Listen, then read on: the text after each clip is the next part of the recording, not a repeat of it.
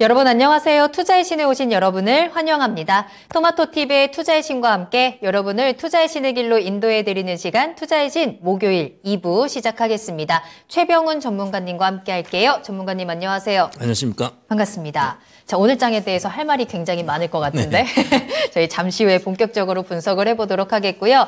자, 2부에서도 종목 진단은 계속해서 이어집니다. 여러분들 궁금한 내용들 1부에 당첨되지 않아서 아쉬우셨던 종목들 계속해서 2부에도 남겨주시고요. 또 다른 질문들도 같이 남겨주셔도 좋아요. 시장에 대한 궁금증, 내 종목에 대한 고민들 어느 것이든 다 좋습니다. 속 시원하게 저희에게 털어놓으시고 앞으로 해결책 찾아가시면 좋을 것 같고요. 유튜브와 전화를 통해서 참여하실 수 있습니다. 유튜브에 토마토 증권통 검색하고 들어오시고요. 채팅창에 종목명, 매수가, 비중 남겨주시면 되겠고요. 전화상담 02-325-8200번, 325-8200번 활짝 열어두도록 하겠습니다. 여러분들의 목소리 직접 들려주시면 더 좋을 것 같아요.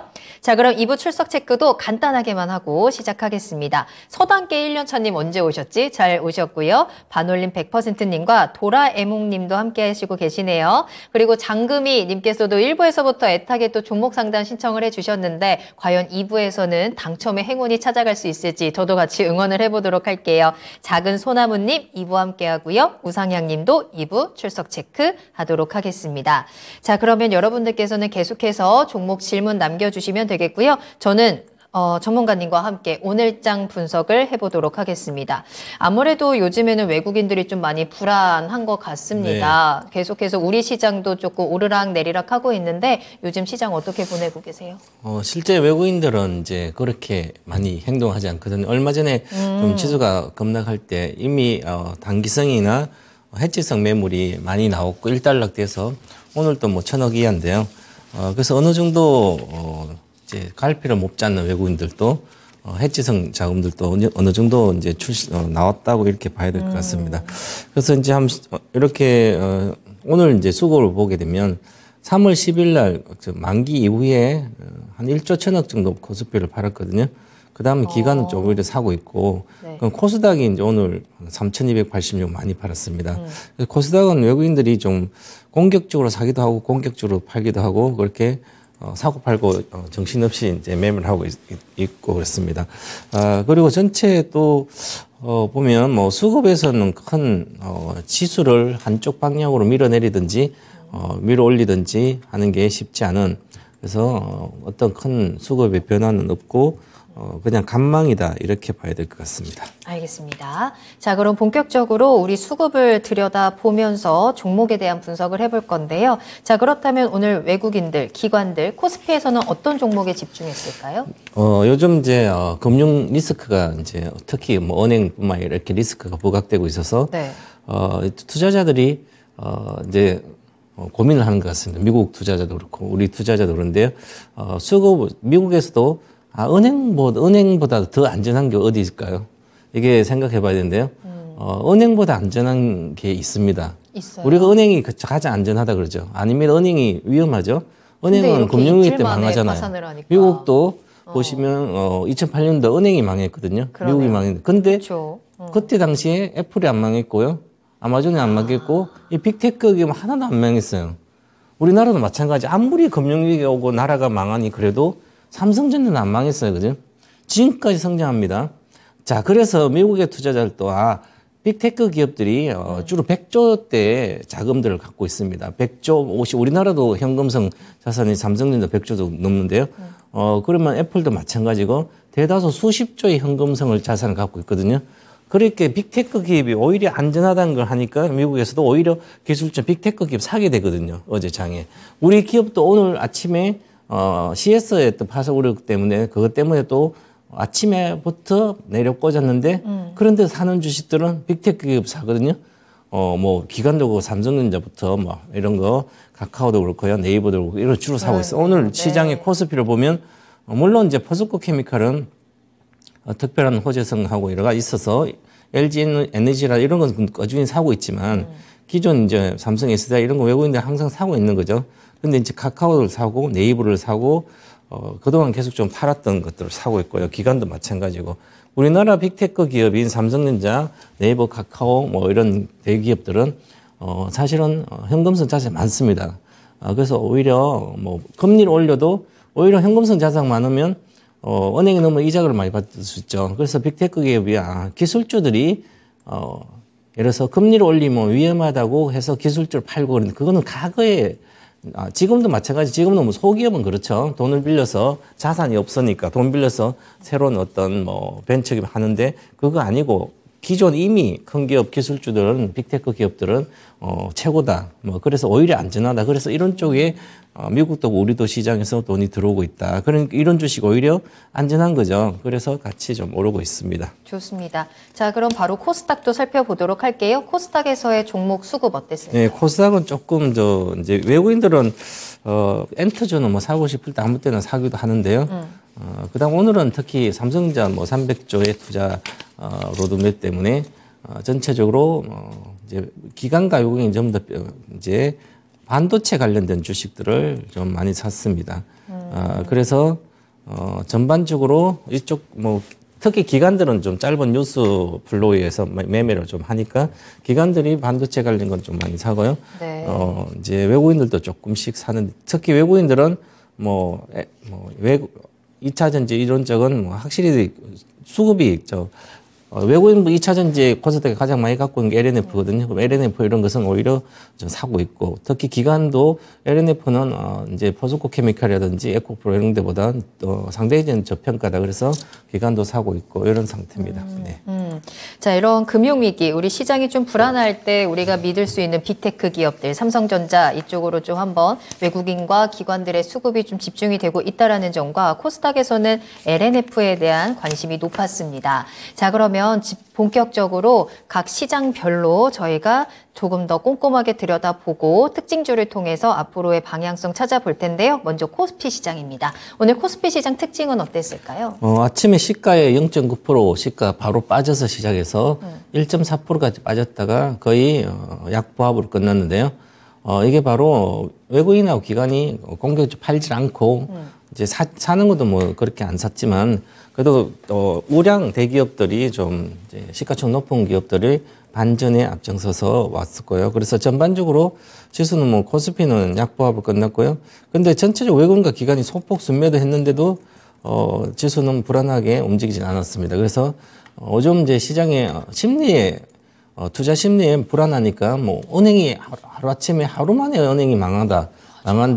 그것도 엄청난 미국에서 뭐 10몇 등, 16등 정도 하는 은행이 망하고 또 뭐 어디 CS도 이것도 파산 우려가 있고 그러니까 이게 은행도 믿을 수 없어 뭘 믿을까? 그래서 일반 투자자는 불안하게 생각하거든요. 그래서 이미 이제 이런 금리가 갑자기 인상되면서 포트폴리오라든지 여러 가지 운영을 잘못한 특히 CS 같은 뭐 내부 통제라는 건 뭐 여러 가지 관련된 거고요. 그래서 전반적으로 잘 관리 못한 리스크 관리뿐만 아니라 이런 기업들은 이제 위기에 바로 약하게 노출되고 있습니다.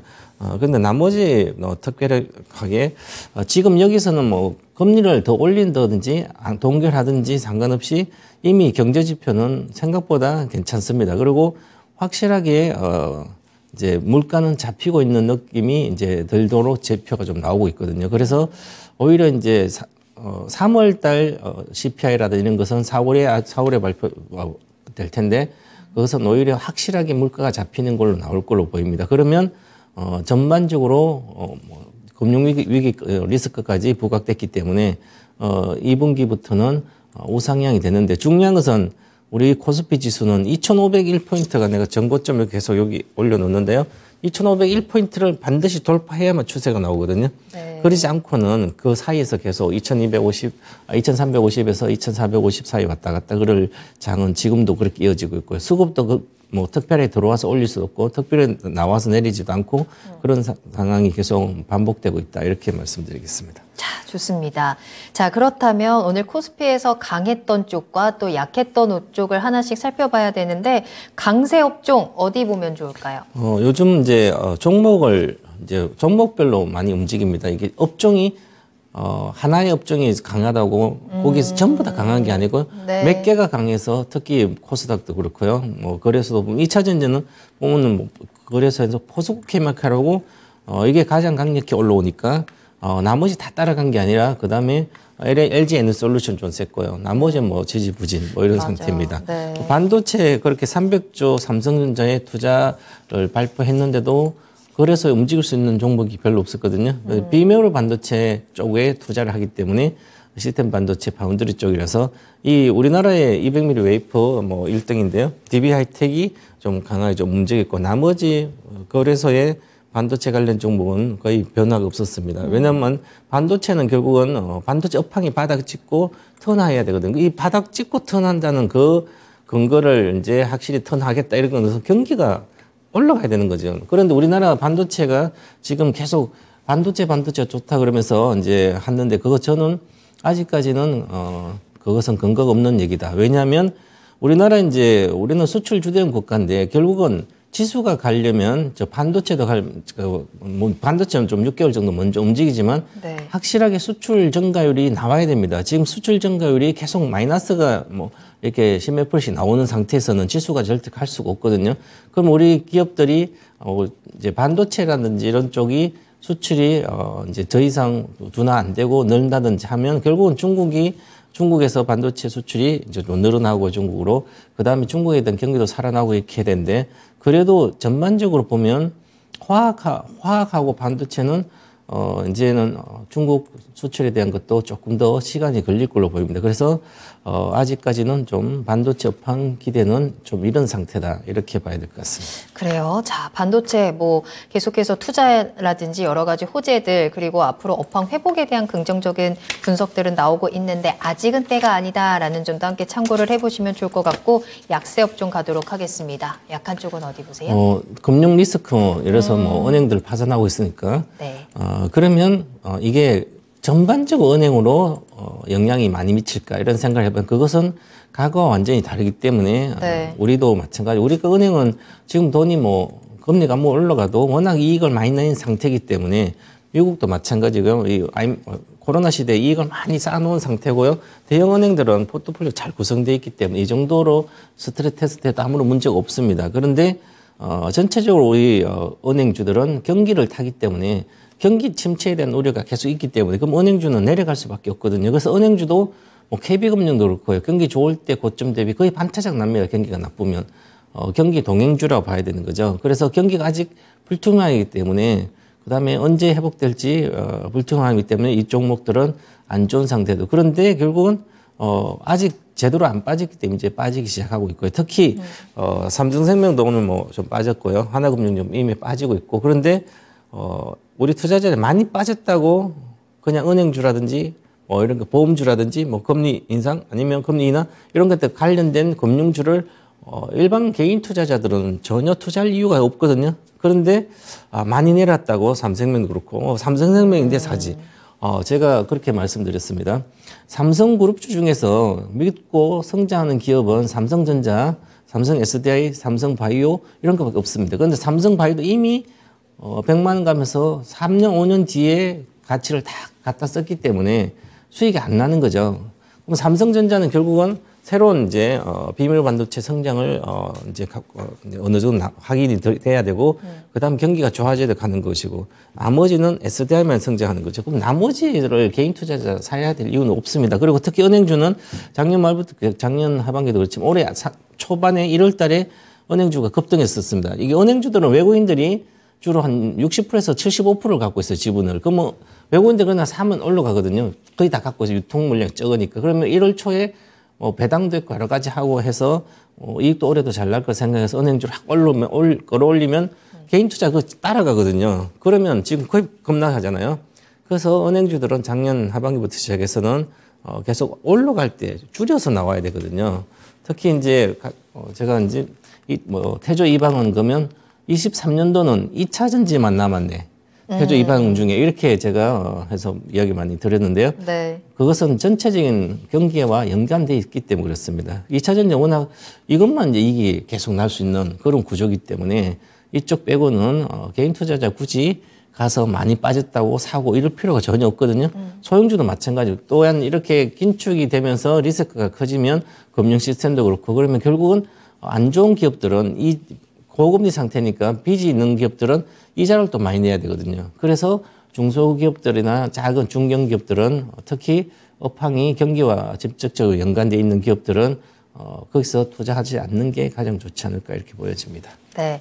자, 그럼 이어서 바로 특징주 살펴볼 텐데요. 지금 채팅창만 받아 오늘 특징주는 이 종목이겠구나 싶습니다. 준호님도 오늘은 포케가 열일했죠 라고 하셨고, 서당계 1년차 님도 저 오늘 포케 덕에 계좌가 살았어요 라는 댓글이 올라옵니다. 오늘의 특징주 포스코 케미칼 보겠죠? 네, 우리 2차전지 종목을 소재를 갖고 있는 분들은 생각을 많이 해야 됩니다. 제가 2016년, 17년부터 네. 100배 종목이 나온다 그랬거든요. 네네네. 거기서 17년 계속 2015년도 8월부터 2차 전지가 시작됐습니다. 그러면 8월 달 고여름에 저가 대비 100배가 나오니까 에코프로 BM 같은 경우, 에코프로도 에코프로 BM 파면서 에코프로가 예를 들어서 30만 원 왔어요. 그러면 30만 원에 팔 생각조차 하면 안 되는 거죠. 왜냐하면 3,800원대가 저가기 때문에. 그럼 100배면 38만 원 8천이거든요. 그럼 당연히 38만 8천 찍는 겁니다. 그러면 25만 원 이렇게 20만 원 와도 마찬가지고 15만 원에서 돌파 쭉 해서 가면 그냥 38만 원 간다고 봐야 되는 거죠. 왜냐하면 주가가 그냥 조정받고 그냥 하지 않거든요. 이게 사람이 하는 일이기 때문에 투자자의 심리는, 돈에 대한 심리는 비슷하거든요. 과거나 지금이나 그 큰 흐름의 주가를 보면 80년대 통신시대 이제 우리 신세계통신이 SK텔레콤대가 한 거 보면 주가가 올라갈 때, 그다음에 조선주 올라갈 때, 이제 화장품주 올라갈 때 이런 게 보면 다 고급한 거 있거든요. 그래서 2차 전지주는 기본적으로 2015년 대비 100배 가는 종목이 5배가 나올 겁니다. 최소한. 그리고 그다음에 2025년도 이후까지 계속 양극재가 성장하면 양극재는 기본적으로 200배는 찍어요. 그죠? 그러면 만약에 에코프로 비행 같으면 200배 찍으면 80만 원대를 가야 되거든요. 네. 그러면 80만 내외 최종적. 그럼 뭐 요번에 47만 원을 저는 이제 진단수에서 수요일 날 47만 원을 안착을 못하면 조정받을 거라고 에코프로 이야기 말씀드렸는데, 그래서 오늘 47만 2,500원 찍고 조정 들어가 있습니다. 아직은 좀 더 봐야 되지만, 그러면 나머지 포스코 케미칼도 이게 100배가 올라야 되거든요. 근데 지금 기준으로 보면 너무 고평가다 이런 얘기를 많이 하게 됩니다. 특히 기관 투자 애널리스트 기관에서는 2차 전지 올라오면 에코프로도 마찬가지고 맞아요. 비싸다. 네. 비싸다고 공매도도 치고 갖다 치고, 그러면 또 이번에 다 손해났겠죠. 많이 공매도 세력들은. 그래도 또 포스코 케미칼도 비싸다. 이제 목표가 27만 원, 뭐 30만 원 나오지만 비싸다 그럽니다. 이거는 단기적으로 기간을 짧았을 할 때는 비싸지만, 지금 이제 미국의 공장은 이제 들어가고요. 또 미국, 유럽의 CRMA 수혜, 포스코홀딩스가 이제 재활용 배터리 하고 있거든요. 그러면 그런 여러 가지 우리나라 기업들이 미국과 유럽에서 크게 제2의 성장할 수 있는 그런 핵심 회사들입니다. 이런 종목들은 비싸고 개념이 아니라 그냥 워런 버핏이 투자처럼, 워런 버핏 스승인 벤자민은 적정 주가를 가면 팔고 다시 적정 주가 이하로 오면 또 사고, 주가 내려오면 사고, 이렇게 벤자민 그램이 가르쳤지만 그 제자인 워런 버핏은 아니다. 10년 뒤에도 성장한다면 지금도 10년 동안 갖고 있어야 되고요. 평생 성장한다면 평생 갖고 있는 거죠. 그래서 죽음도 이 종목을 갈라놓지 않는 그런 종목을 사면 개인 투자는 성공한다 그러거든. 그러면 평생 워런 버핏은 3종목만 정도 투자할 수 있는 기회가 있다면 그걸 찾아서 투자하라. 그게 지금 2015년도부터 시작했으면 우리 2차 전지조 핵심적인 각 분야의 핵심적인 1, 2, 3등 종목들은 가지고 있어야 됩니다. 매매를 하는 게 아니라. 돈 생기면 더 사고요. 단기 매매하는 건 뭐 이것저것 하고 싶으면 조금은 따로 계좌 만들어서 해야 되는 거죠. 이 포스코 케미칼도 그런 것다 이렇게 보시고요. 또한 LG 에너솔루션에 주로 포스코 케미칼 납품이 주로 되는데요. 그래서 대규모 이쪽에 수주 기대도 있고요. 당연히 수주 이런 거 생각할 필요도 없습니다. 대규모 수주에 쭉 올라갔다가 그럼 또 팔고 나와요? 당연히 우리 세일 업체가 미국도 많이 있고 중국 다 있으면 우리 소재 업체는 당연히 들어가는 겁니다. 따라서. 그래야 단단하게 밸류 체인을 구성하잖아요. 그죠? 그렇기 때문에 지금 포스코 케미칼이 랠리를 하기 시작했기 때문에 일단 30만 원대로 해서 올라갈 걸로 보이고요.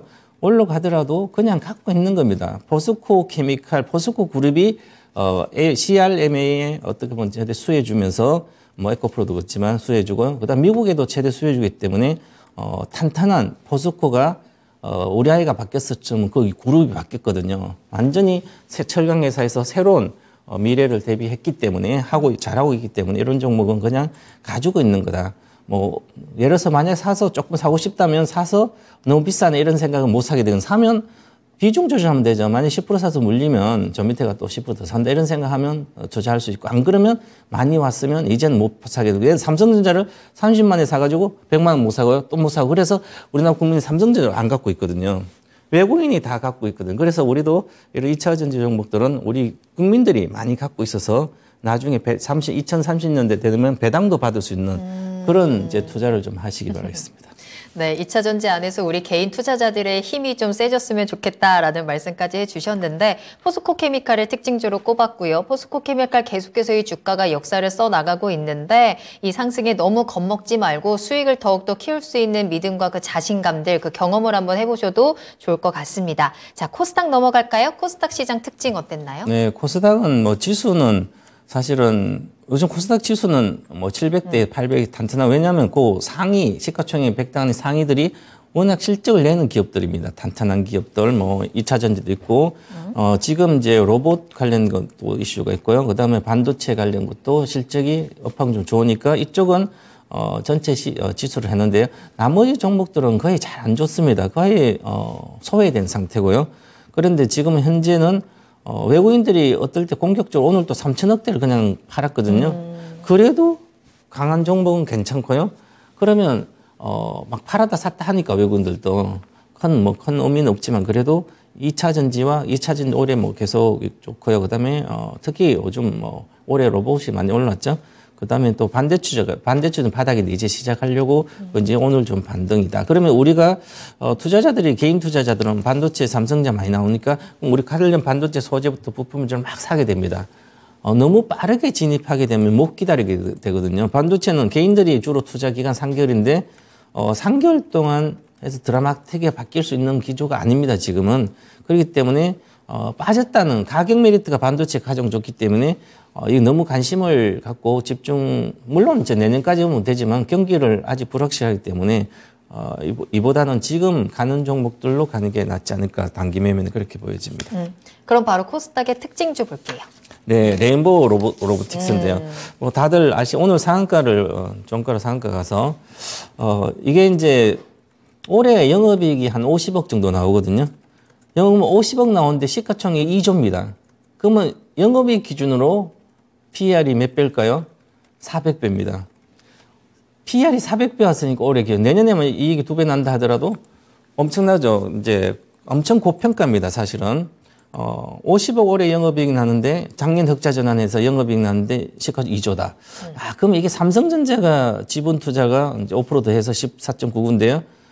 지난번에 한 10% 했을 때가 한 589억 정도 들어갔으니까 지금 한 900억 정도 들어갔을 거예요. 3천억.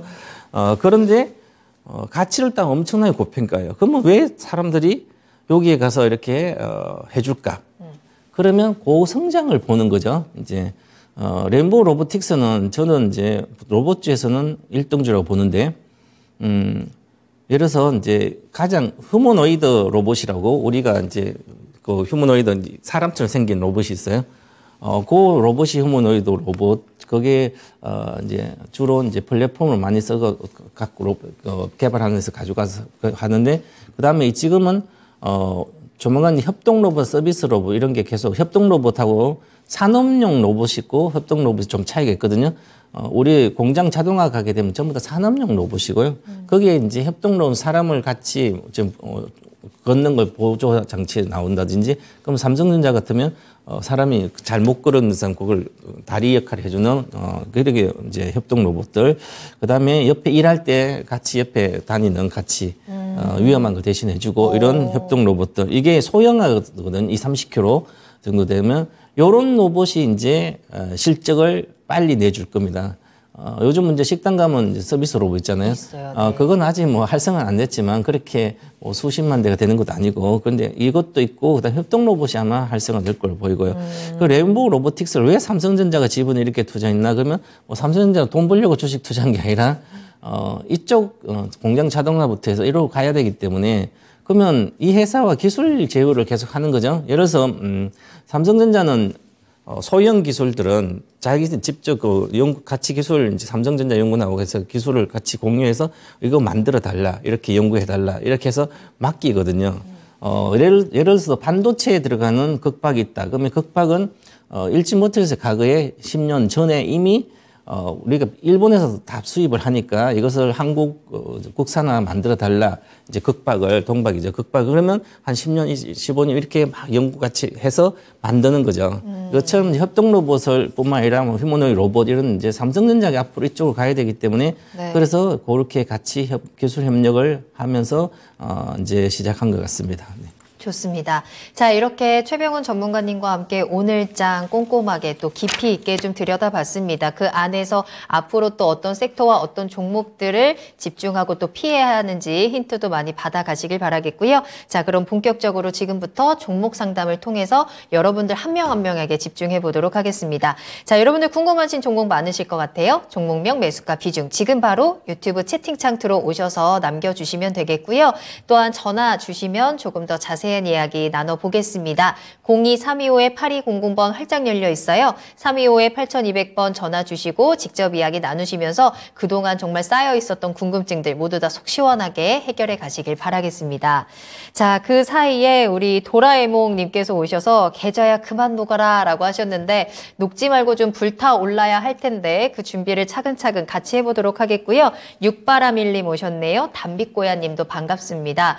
자, 그리고 행복 샤랄라 님께서 올라도 마이너스예요 라고 하셨는데 그래도 조금씩 올려나간다는 게 중요하지 않을까요? 차곡차곡 또 올려나가다 보면 언젠가는 플러스가 올 거고 그 기회들을 저희와 함께 찾아보시면 더 좋을 것 같고요. 자, 그리고 우상향님께서 러우 전쟁도 빨리 끝나야 하는데 라고 하셨는데 와, 저희 SVB 사태의 이후로 러우 전쟁은 거의 잊고 살았던 것 같기는 하거든요. 자, 이렇게 정말 지금 시장에서는 그 무엇도 해결된 것이 아무것도 없는 상태에서 우리 투자자들은 점점 더 머리가 복잡해지고 있습니다. 궁금하신 거 저희와 함께 조금씩 하나하나 정리해 나가면서 여러분들의 계좌도 조금 더 안정적으로 만들어 보도록 할게요. 종목 상담 시작을 할 테니까요. 종목명, 매수가, 비중 계속 남겨주시면 되겠습니다. 자, 그러면 첫 번째 종목 상담 출발합니다. 클리오 살펴볼 거고 덕자님의 종목이에요. 매수가는 24,200원, 비중 10% 가지고 계시고요. 본전까지 회복할 수 있을까요? 라는 질문 남겨주셨네요. 어떨까요?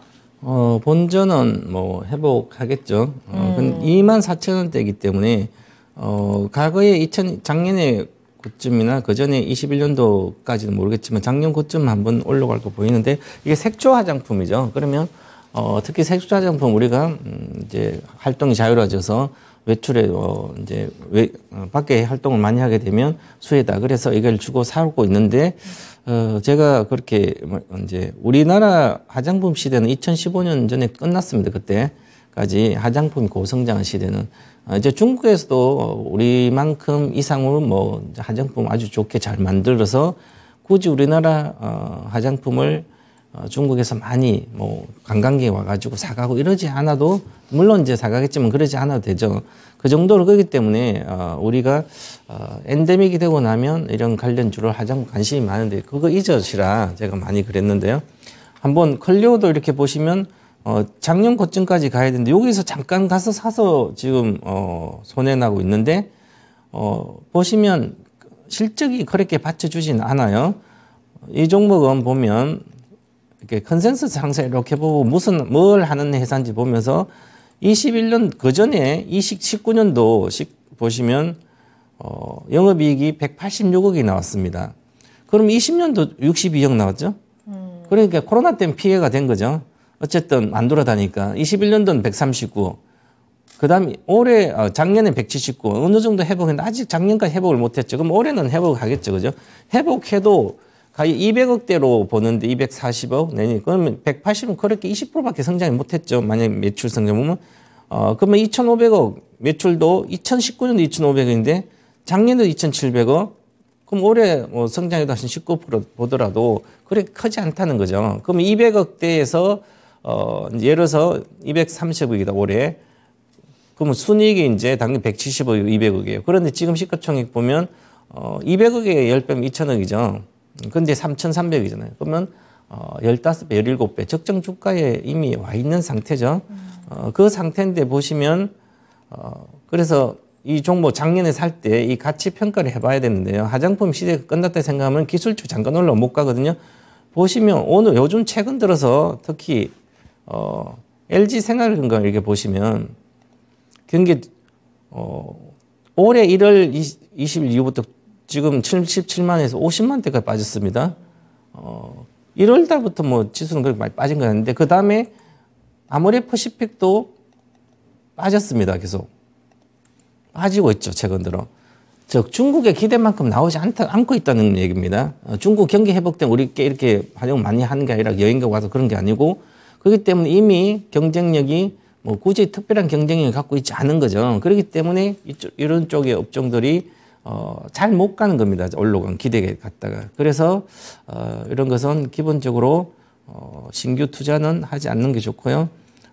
이제 반등 시에 기술적으로 보면 이미 단기 목표가는 왔습니다. 18,000원, 19,000원, 2만 원 정도인데요. 왔고 그다음에 다음 올해 뭐 전체적으로 이제 관광객도 뭐 많이 들어오고 하면 잠깐 올라가면 평균 목표가를 보시면 21,500원 정도가 목표가거든요. 그래서 21,500원인데요.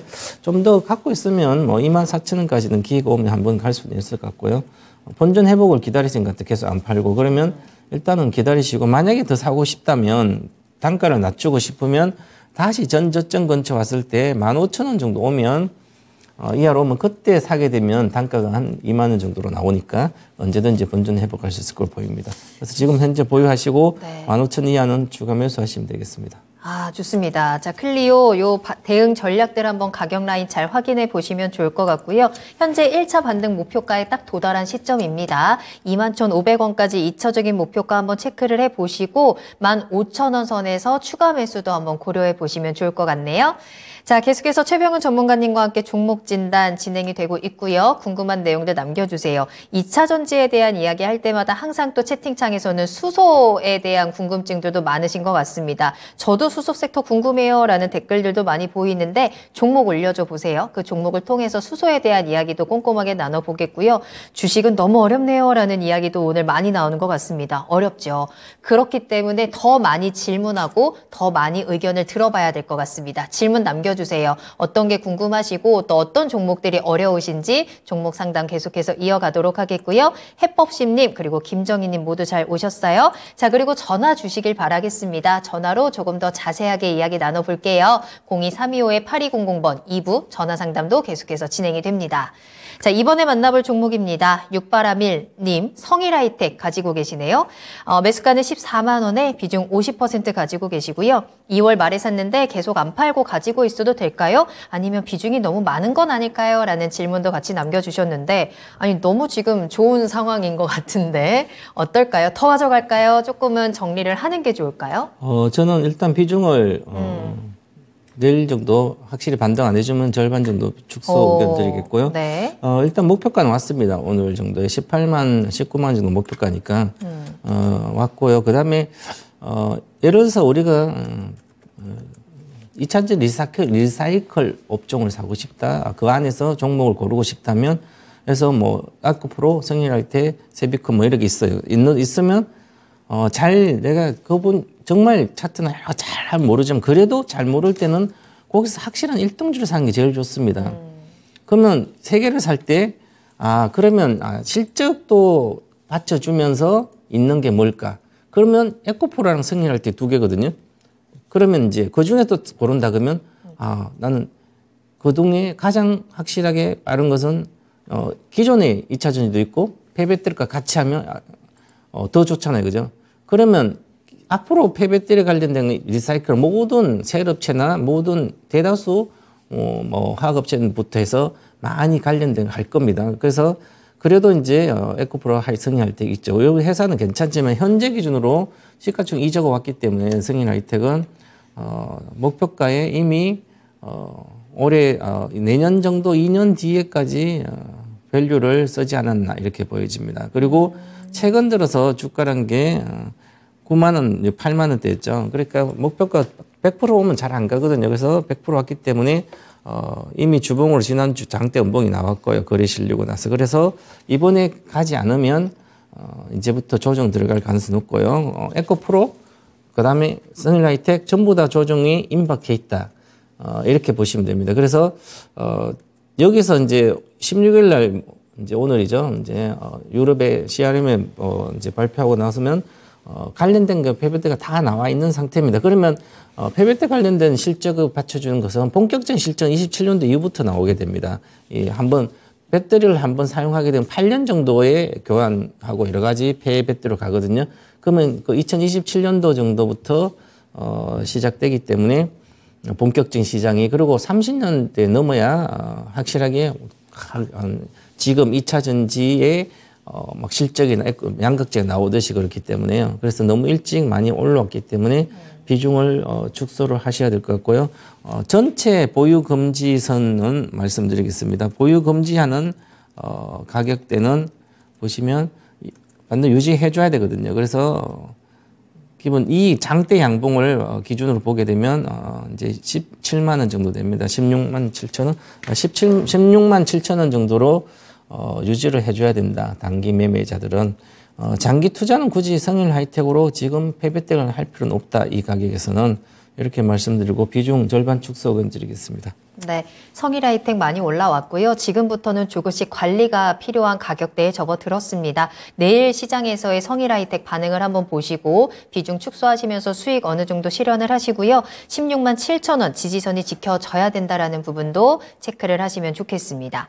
자, 계속해서 다음 상담입니다. 전화 이야기 나눠볼게요. 시청자님 안녕하세요. 네, 안녕하세요. 네, 안녕하세요. 반갑습니다. 네네. 네, 자, 어떤 종목 궁금하세요? 제가 SKC를 매수가가 좀 높게, 네. 해가지고, 한 40% 되는데 17만 2천 원에 매수를 했어요. 그래요? 네. 근데 오늘 이렇게 전화 통화가 또, 최 전문가님이 하시는 진단에 딱 당첨이 되셨어요. 방송을, 하게 돼서, 이렇게 네. 통화가 돼서 너무 반갑고요. 네. 네네. 좀 조언 좀 부탁하려고요. 알겠습니다. 이 종목 정말 오랫동안 1년 내내 마음고생도 심하셨을 것 같고, 지금 이제 10만 원에 오늘 거래를 마친 상황이에요. 비중을 40% 한 번에 담으셨어요? 물타기를 좀 이거를 하셨어요? 네, 중간에 이제 또 한 번 이렇게 담은 상태예요. 그래가지고 네. 단가가 낮아진 게 17만 원이에요. 17만 2천 원. 네네. 정말 고생 많으셨습니다. 자, 그러면 이 고생을 어떻게 하면 좀 후련하게 털어낼 수 있을지 전문가님과 이야기 나눠보세요. 네네. 네, 안녕하십니까 시청자님. 안녕하세요. 네, 반갑습니다. 너무 반갑습니다. 네, 장기 투자로 사신 거예요? 네? 장기적으로 가져가시려고 사신 거예요? 장기적으로 가져갈 수도 있어요. 원래 처음에 살 때 처음에 살 때. 네. 네네. 그때는 단가가 조금 높았었던 단가를 가지고 그때 이렇게 20만 8천 원 찍고 내려올 때 제가 이거를 매수를 잘못해가지고 이렇게 떨어진 거예요. 그래서 중간에 한번 그 매수를 한 번 더 해가지고 30% 갖고 있다가 10% 더 해가지고 40%가 된 거예요. 물 타실 때는 이제 장기 투자를 하는 물 타고 싶을 때는 바로 좀 내려온다고 물 타시면 안 되고요. 한번 시작하면 이제 SKC는 여기 화학 업종이 주력입니다. 그리고 자회사가 이제 동박회사가 있죠. SK넥실려서 그러면 주력에서는 화학이기 때문에 화학은 결국은 경기를 타잖아요. 지금 경기가 작년부터 안 좋다 그랬으니까 아마 작년 초에 사신 것 같아요. 고전부터 하면 그러면 경기가 앞으로 안 좋다 그러면 이 주식은 안 가는 거죠. 계속. 왜냐하면 본업은 화학이고 밑에 동박이 있으니까 동박은 크게 성장하기가 좋은데 그걸 따로 SK넥실을 따로 비상장이니까 살 수는 없고 그러면 SKC를 사가지고 그걸 본다면 과거에 LG화학을 사가지고 LG 에너지 솔루션 있으니 자회사로 있어서 그러면 그거를 보기 위해서 LG화학을 샀으면 수익이 크지 않는 거죠. 삼성 SDI를 샀으면 10배 가는데 이것은 몇 배밖에 안 가. 똑같이 SKC가 그런 거죠. 화학이기 때문에 그렇습니다. 화학은 업황이 좋아야만 화학이 실적이 크게 증가되거든요. 그럼 지금은 자회사는 SK넥실에서 실적이 좋은데 오히려 지금 본업이 지금 까먹고 있거든. 모 회사가 실적이 하기 안 좋아서 그럼 여기에 좋아지려면 결국은 경기가 좋아져야 되는 거죠. 그러면 올해 네. 하반기부터 전체적으로 경기가 좀 나아진다고 그래서 업황 회복은 화학은 올해 하반기부터 업황 회복이 됩니다. 그러면 네네. 올해 하반기부터 좋아져서 경기가 좋아질 때 이 기업은 오히려 본업 모회사도 좋고 자회사는 항상 좋으니까 앞으로 계속 좋아요.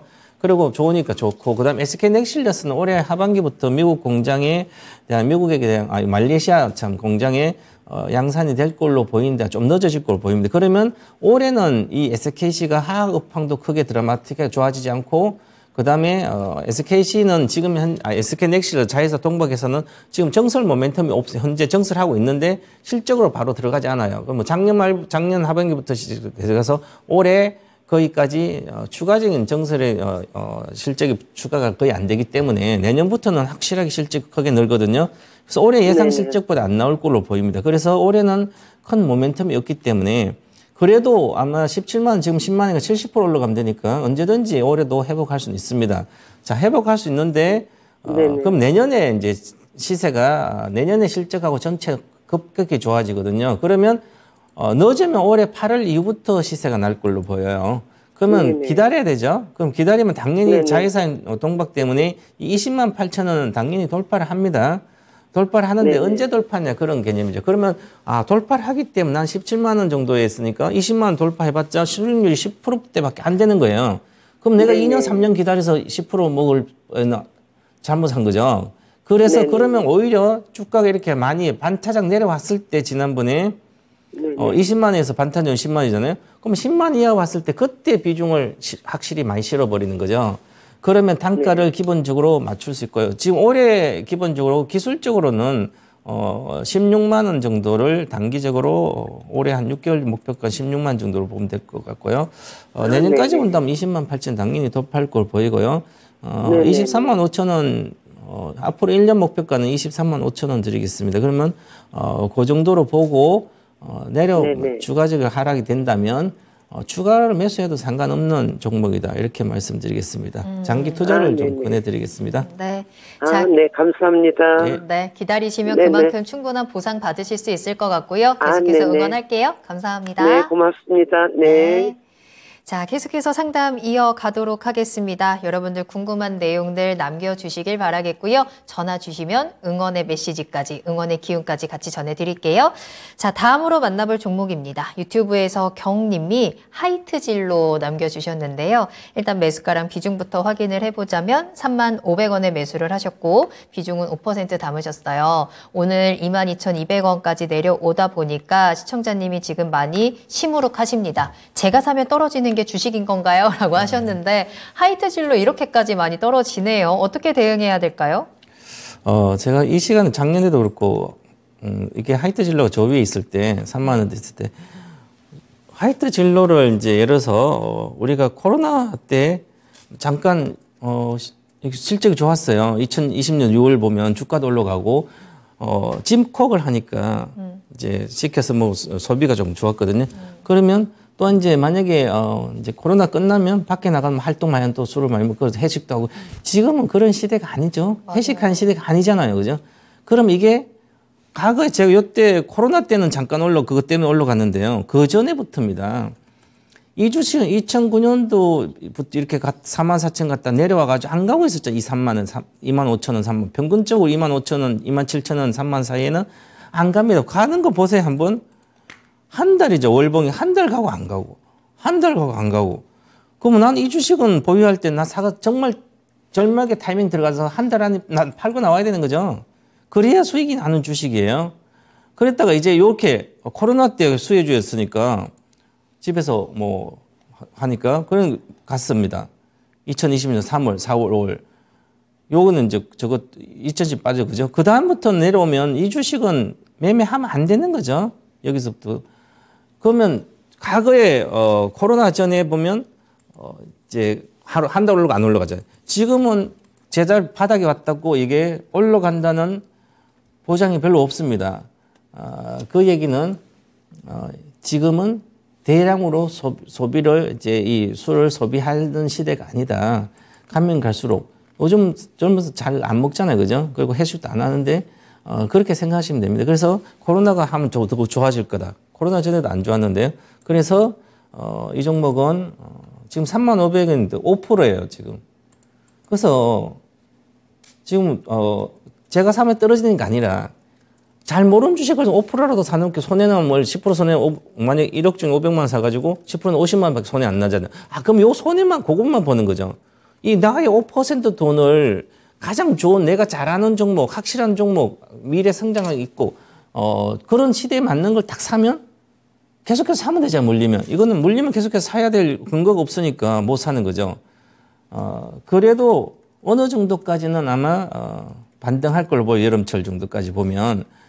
그러면, 이제 지금부터는 비중이 적으니까 말씀하는, 제가 비중이 높으면 물타라는 얘기도 안 하지만 5%니까, 지금 매물대가 붕괴되고 있으니까, 이게 지금 22,000원이거든요. 그러면, 2만 원 붕괴했을 때, 18,000원 정도 온다면, 그때는 5% 정도 더 물타되고, 아니면 2만 원 초반에서 5% 물타면 3만 원이니까 25,000원 정도 되잖아요. 그럼 25,000원 되니까, 목표가가 단기적으로 보더라도 기술적으로는 한 25,000원 언제든지 나올 수 있기 때문에, 21,000원 정도 이하에서는 계속 좀 해서 5% 추가 물타가지고 본전하고 나오시기 바라겠습니다. 가장 이제 보기에, 이 3만 원까지는 정말 보기 쉽지 않으니까 5%니까 5% 더 사서 물타고 본전에 나오자, 이렇게 전략 제시해드리겠습니다. 네, 사실 지금 제 친구들은 열심히 술을 마시고 있긴 하거든요. 오늘 모임이 있었어가지고 저기 용리단길에서 많이 마시고 있을 텐데, 그래도 코로나 이후에 정말 많은 것들이 바뀌기는 했습니다. 자, 그래도 다행이라고 할 수 있는 건 시청자님께서는 좀 대응은 가능할 것 같아요. 2만 원 근처, 2만 원 아래로 내려가면 추가 매수를 하시고 단가를 낮추신 다음에 본전에서 매수가 근처에서는 빠져나올 수 있겠습니다. 참고를 해보시길 바라겠고요. 종목 하나만 더 좀 빠르게 살펴보도록 할게요. 동국제약입니다. 박민규님께서 제약주는 어떻게 되는 건가요? 라고 하시면서 동국제약 26,000원에 비중 10% 남겨주셨거든요. 어떻게 할까요? 많이 내려왔어요? 계속 내려가고 있어요. 팔아야죠. 매도. 특별한 모멘텀 팔고, 지금이라도, 아직 실적이 좋아진 안 올라간 2차 전지도 많아요. 그걸로 가는 게 회복이 빠를 거예요. 저는 일단 그렇게 제시해 드리겠습니다. 좋습니다. 정말 짧고 간단하고 또 명쾌하게 남겨주셨어요. 동국제약 매도 의견 한번 참고를 해보시길 바랄게요. 자, 그러면 지금부터는 동방박사의 투자 전략을 한번 확인해 보도록 하겠습니다. 앞으로 어떤 투자 전략이 필요할까요? 여러 가지 우려와 불안감이 공존하는 상황에서 이야기 나눠보도록 할게요. 어떤 투자 전략자요? 네, 일단 이제 지금 현재 가장 이슈가 되는 것은 금융기관이 파산 우려. 믿지 못하는 게 가장 불안한 거거든요. 주식 투자가 돈이 안 되는 이유가 심리가 불안해지면 그때부터 돈을 못 벌게 됩니다.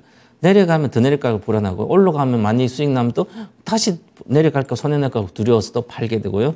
또 내려가면 또 너무 또 불안해서 또 주식을 또 떠난다든지. 그래서 항상 불안 심리에 있게 되면 객관적인 어떤 분석이 통하지 않고 이성적인 판단을 하지 않고 나의 심리에서 내 마음 편하려고 행동을 하게 되거든요.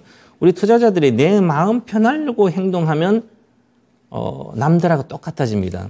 그래서 지금 현재 시장에서는 금융 리스크가 부각되고 있으니까 미국의 국한은행도 250조 정도 되는 은행이 갑자기 하루쯤 파산하니까 믿을 기업이 은행이 어디 있습니까? 그러면 저축은행도 우리나라 저축은행도 막 앞으로 저축은행까지도 안 좋아지고 하면 어떻게 할까? 또 CS도 뭐 파산 이야기 어쩌고 저쩌고 하니까 불안하잖아요.